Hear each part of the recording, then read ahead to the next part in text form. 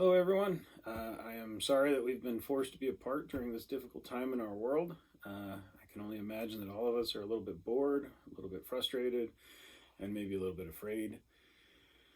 Not being able to go to church for worship, to fellowship with our friends and family, all just kind of makes it a lot worse.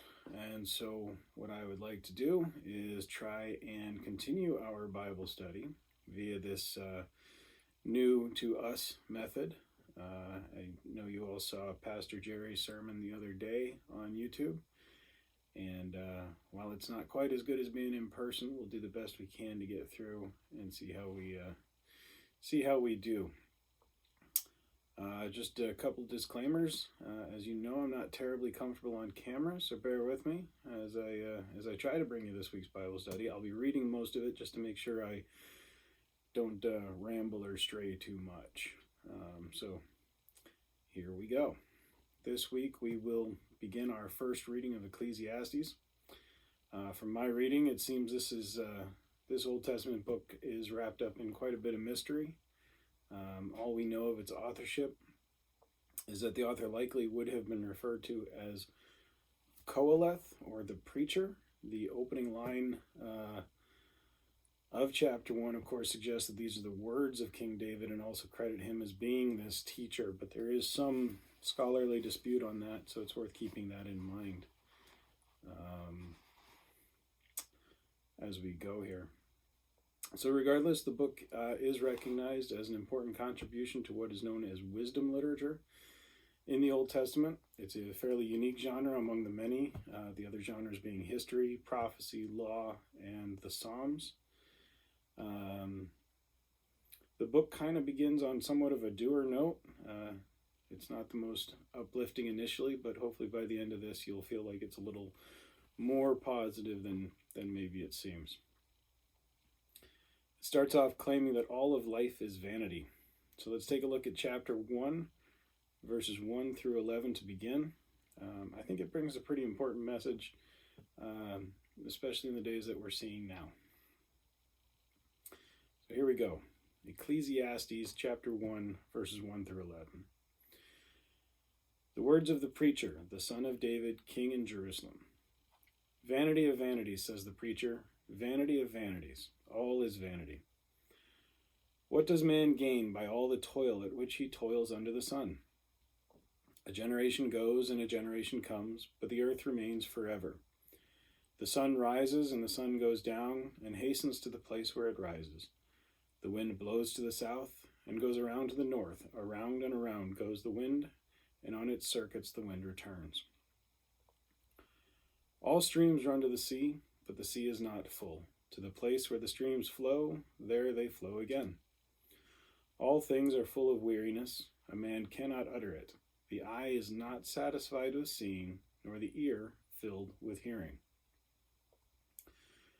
What has been is, what will be, and what has been done is what will be done, and there is nothing new under the sun. Is there a thing of which it is said, see, this is new? It has been already in the ages before us. There is no remembrance of former things, nor will there be any remembrance of later things yet to be among those who come after. So in verse 1, we actually gain a little bit of information as to the authorship of the book. Some of the words here matter, similar to the collections of works like the prophets Amos and Jeremiah, as well as other known sages of the day. The use of the word words in this context suggests that what is to follow is a collection of teachings. And it would appear that these are the teachings of King David, though we don't know who the collector of the words is. This is similar to, or potentially similar to, what we've described as an amanuensis in New Testament studies. And for anybody who's watching this new, one rule in Bible study is that the person speaking, however they pronounce a biblical word or name that might be confusing, however they say it at the time is just fine, and we'll go with that. So continuing on here in verse 2, we see a rather bold statement that all is vanity. But in this context, I don't think he means the word in the same way we would take it today. I think what he's really saying is that all is empty or lacking. We don't understand the purpose of it all. Perhaps it all seems a little bit hollow. I'll read through that verse again one more time. Vanity of vanities, says the preacher. Vanity of vanities, all is vanity. But it does not seem that life is meaningless. It means that though we try our best, we cannot understand the fullness of life. Such knowledge belongs to God and is outside of our reach. Continuing on with verse 3, what does man gain by all the toil at which he toils under the sun? Verse 3 asks the reader this question. I think this is referring to the passing nature of the bounties of our work. We work for money chiefly, but money only goes so far before we're working again, or the things it buys have limited duration. The point being that no matter how hard we work at things, the benefit is fleeting. It doesn't mean that we should give up and simply not work, but that the true value of work, what God intended it to be, cannot be realized in this life. And I think here he's coming back to this general theme of not recognizing the fullness in this creation. I want to describe this a little bit. You all know I like The Great Divorce by C.S. Lewis. In that book, Lewis starts out with the characters in hell, but his picture of hell is very different from the torturous pit of fire and pain. Instead, it's a place completely devoid of God. In being devoid of God, all things there are also devoid of value.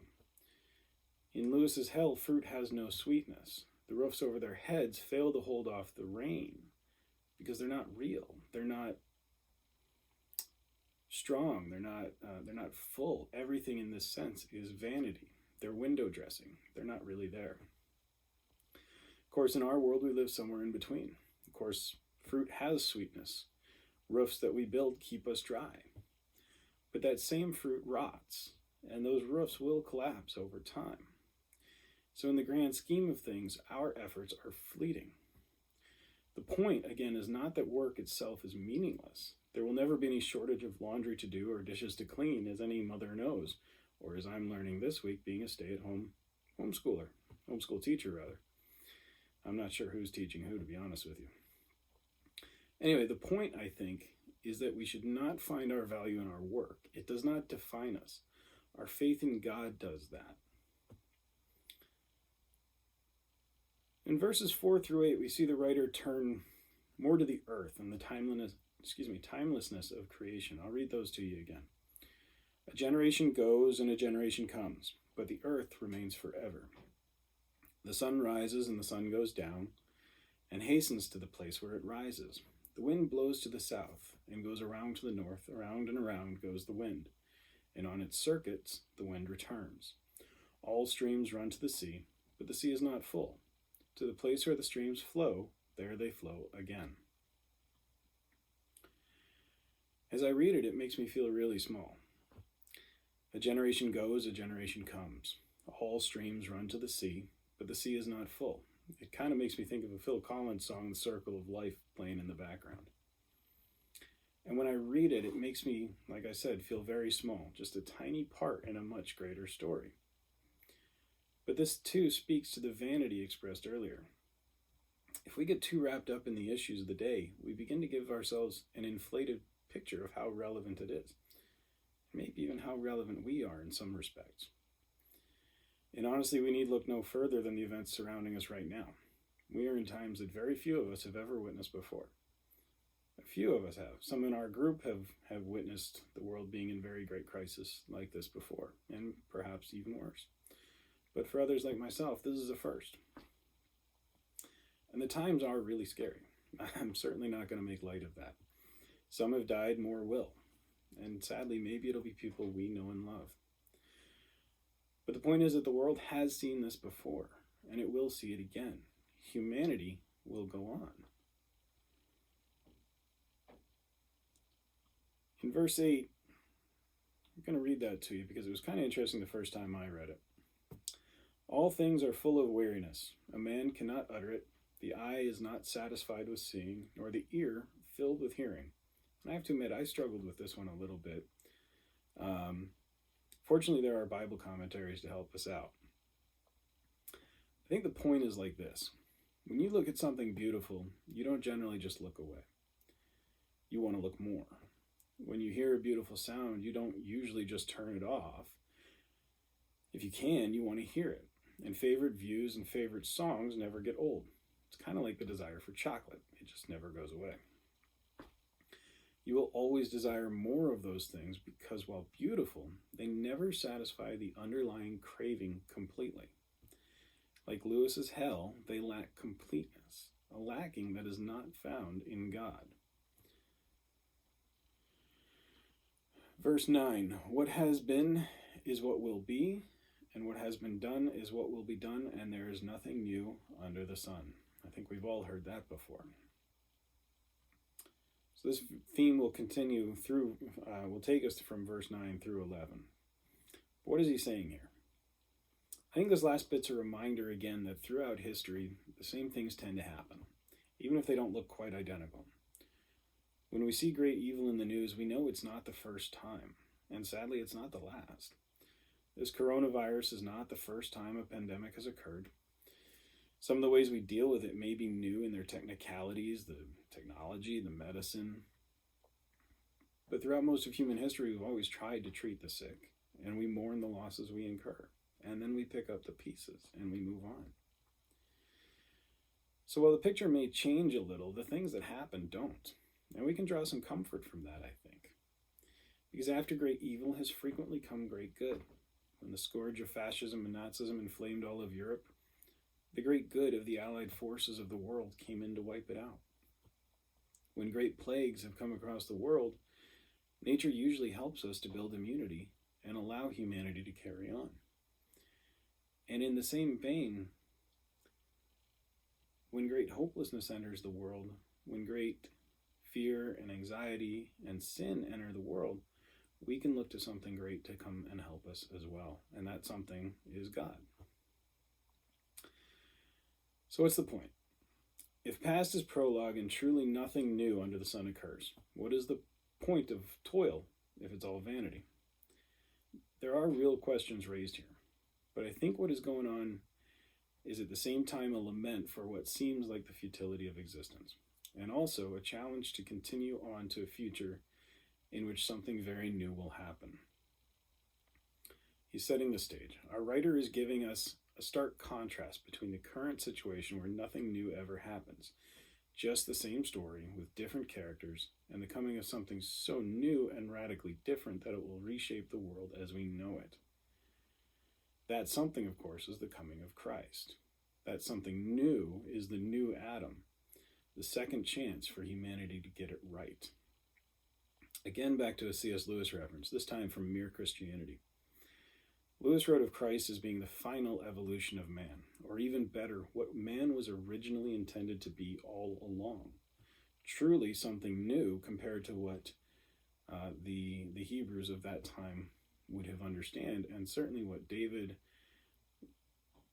would have understood and what this preacher would have understood. But it doesn't stop there. In addition to being new himself, Christ gives us a new covenant.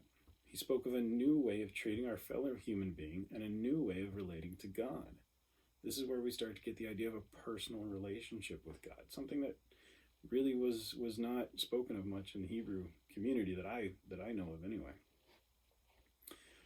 In addition, we're told there will be a new heaven and a new earth, and that the chasm that exists between man and God will be repaired.